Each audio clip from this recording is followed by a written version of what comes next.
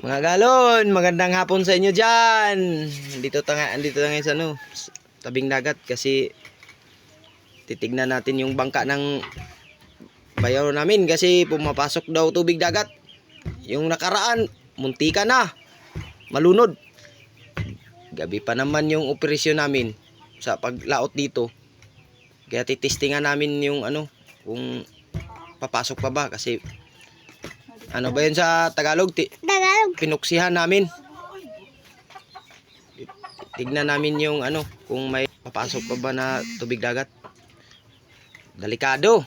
Kasi gabi yung palaot namin. Di namin kasi di na kami maka-operasyon pag ganyan. Delikado kasi.